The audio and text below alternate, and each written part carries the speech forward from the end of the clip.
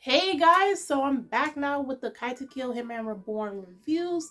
Look at my jujutsu, and then you got the Gintama, and this is Yamamoto. Yamamoto, if you know, you know. Okay, so so with this chapter 67 of Katekyo, after seeing chapter 66, remember, Suna, Reborn, Gokudera, Yamamoto, and Bianchi decided to go to the hideout due to the whole incident where Namimori students were going to the hospital because they were getting attacked.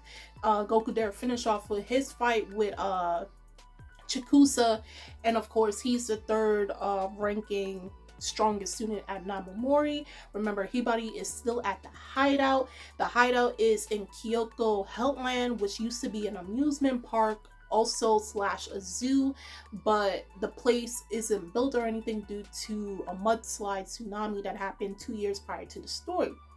So while they went there, they were attacked by basically dead dogs, carcasses, right? Blood all over them. And then we have where Yamamoto, he got chased by Ken.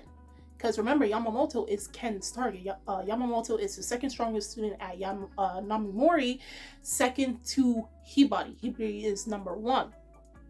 So while when Ken went to go chase them, Yamamoto dropped down into one of the sunken buildings that the top of the building was pure glass. So he dropped down there, and Ken went to go chase him. The others are on top because they can't get him. And this is where 67 now starts off, while Yamamoto and Ken are down in the sunken building and they're about to fight. And Yamamoto's like, yo, this whole mafia game and everything. And we have where Ken is like, I'm so happy because Chikusa is now recuperating and I get to fight you. Remember, at the end of the day, aka Ken, Yamamoto is Ken's target at the end of the day. So for him, this is amazing. And of course, I believe he does know that Suna is there, but he's probably trying to play it off or something. So if you remember from chapter 66 on how Ken came to attack everybody, when he launched at everybody, I think I mentioned that he looked kind of animalistic, and they kind of went into that into this chapter. So while both of them are about to engage and start fighting, and Yamamoto is like, yo, we have to come out of this because, hey, what's up with all of this, that zombie dog that we're playing, the mafia role playing, and everybody's like, Yamamoto, this is all serious. This is all real. This isn't no role playing. This isn't no puppets or nothing. So Yamamoto's like, okay, so since we're gonna try to get serious, let me also play seriously too. So he whips out his sword slash bat, and just when he's about to go hit Ken chomps on the freaking sword and breaks it apart. And you're like, so Yamamoto is screwed. Okay, and then how is Ken's jaw so strong that he can bite through wood and possibly metal at the same time? And he's chewing it up and he's spitting out and everything. And come to find out, Ken has these animalistic traits due to teeth cartridges. So he relates it to like when you want to change a game and you change the cartridge and everything to get to a different game. That's what his teeth cartridges is, and each teeth cartridge is related to a specific animal. So then he changed into this subspecies, which is an orangutan, and he grabs Yamamoto and flings him into the wall. Mind you, if you pay attention to the chapter, which they do in the next few pages, Yamamoto is gripping, I believe it was his left shoulder, right? And then you come to remember back in chapter 5, yeah, it was chapter 5, and I did review chapter 5. It was a double chapter that I did, Gokudera and Yamamoto. In that chapter, when Yamamoto wasn't hitting his stride when it came to baseball, it's a very dark chapter, especially since it's the introduction of Yamamoto. He tried to unalive himself in that same chapter if it wasn't for the interference of Suna stopping him and convincing him not to do so.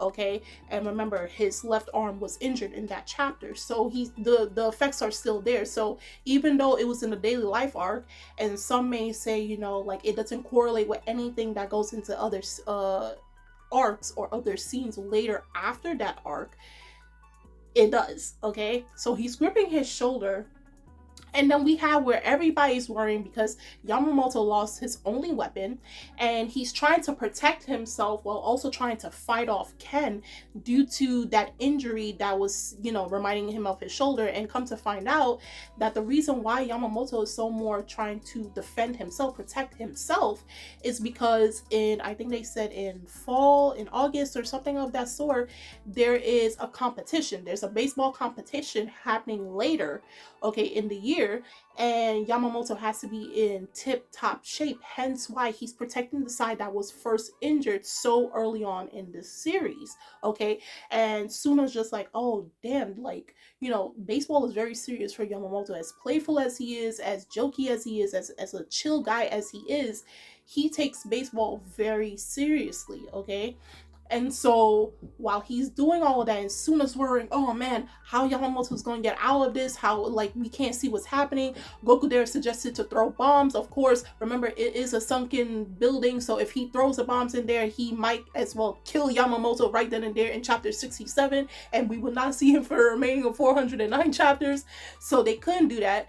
So while Suna is worrying, Reborn decides to kick Suna down into the pit, okay, where both Ken and Yamamoto is in. And he's like, oh my god, what's happening? Like, I am so scared. Remember, at the end of the day, at this point in the story, Suna is technically the most normal out of the entire group. Everybody can defend themselves aside from Suna. And not only that, I think this is the second time in the series that we saw Yamamoto, despite him thinking everything is a game, everything is role-playing, this is the second time we saw Yamamoto have his game face on. Like, this is a dude, like, I'm not joking with you. Like, I have this smile, but I will wreck you, okay? And it just, I love that duality, and I, like, every time it still shocks me to this day that so early on in the series, Yamamoto was not to be trifled with. And you know what? It's very fitting to see that he is the second strongest student in Namimori, and it actually proves itself again in this chapter. Not the first time when he's first about to start fighting Ken, and then when Ken looked like he was about to attack Suna, mind you, he changed his cartage again, right? He uses the wolf cards to sniff out Yamamoto in the dark place because of wolf's smell, their ability to smell from far. Okay, they're good hunting dogs and all that, predator.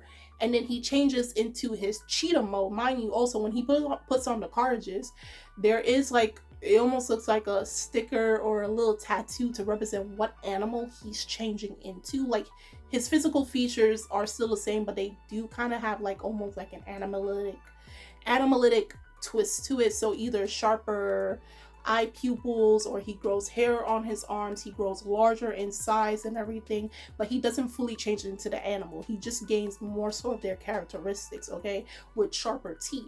So he changes into the cheetah mode, and he's about to go and actually kill Suna, like probably start munching on his neck and everything. And just before that happens, we have where Yamamoto finds a piece of rock, throws it at Ken to distract him from getting to Suna to go and kill him, and he sacrifices his own arm. He sacrifices, and you're thinking it's kind of contradictory, because at first he's trying to protect himself. Remember, again, he has a baseball competition in sometime in August or September of that same year, and now he's sacrificing himself. He sacrifices that same left arm that was broken back in chapter 5, and that he tried to, do what he did on the rooftop of the school, and now he's using that same arm to stop Ken from actually ending Suna right on the spot, our main MC, okay, of the series. And he uses that same arm, and then he managed, and I don't know when he managed to get the sword, the broken sword, at least the handle part. And while Ken basically has his whole mouth sunken into his freaking forearm, he uses it and bashes him hard. You know how hard you have to bash someone in the head to knock them out with a sword handle? In the side of his head. And Ken is down for the count. And I'm like, damn, how much force? I mean, like, if you really think about it, this whole time, my boy Yamamoto is thinking this is a game. He's trying to jump out the way, defend himself. At the same time, he truly believes this is role playing. And I think I mentioned in the previous chapter, chapter 66 or 65, probably in 66, that I don't know if in Yamamoto's head he knows this is all reality. He's at least feeling the effects of everything that is happening, but somewhere in his mind he wants to delude himself to think everything is okay. You know, because given the fact that he's always so nonchalant, so happy, so go-lucky, he's pretty just a really chill guy to be around. I don't know if this is his way of trying to delude himself that, you know, this is not that scary. This is not as horrifying as it's playing out right now. If I think of it as a game, as everybody playing Duck Duck Goose or playing tag with each other or who's it, the situation won't be as terrifying as it is currently within my reality. So I don't know. I don't think ever in the series Akira Amano ever addressed that, but it's just probably the more you reread the series and with Yamamoto and him always saying, you know, this is mafia role playing despite the very grievous injuries he has sustained throughout the series. Like I think some part of Yamamoto, at least in his head, he tries to delude himself. Like, it's very scary, the reality he's living in, and he tries to delude himself so it doesn't seem as such. Like, it's not as bad as it's being portrayed to me. But that's just my 2 cents, right? So going back to it, he knocks out Ken, and then he's telling Suna that it's basically, if you guys ever watched Naruto, read Naruto, remember the lines of Kakashi. I'm trying to remember the lines specifically. I'm paraphrasing. It's like, anyone who abandons their friends are worse than scum. Okay. So for Yamamoto, it's like anyone that, you know, puts baseball before their friends, they're a no-go, okay? And you're my friend. And what you did for me, jumping off of that roof to go get me, baseball can never top our friendship. Baseball can never top you. So I did what I had to protect you because you're my friend. And then he doesn't take the injury so seriously despite all the blood he's losing in his freaking arm. But that's just him. That Yamamoto at the end of the day is a good sport, and he will do by any means to protect those that he cares about, those that he respects, even if it means he ends up injured and possibly ending his baseball career. Okay, so they defeated Ken, and they end up fighting a pitcher. And it's like basically that mugshot, you know, when you get arrested and they take that background with all the lines and everything, and they showing their serial number, I believe it is, before they go into prison. And it's with Ken, Chikusa, and some dude that's calling himself Mukuro Rokuro. And I know that's not him, but it's the guy in the middle.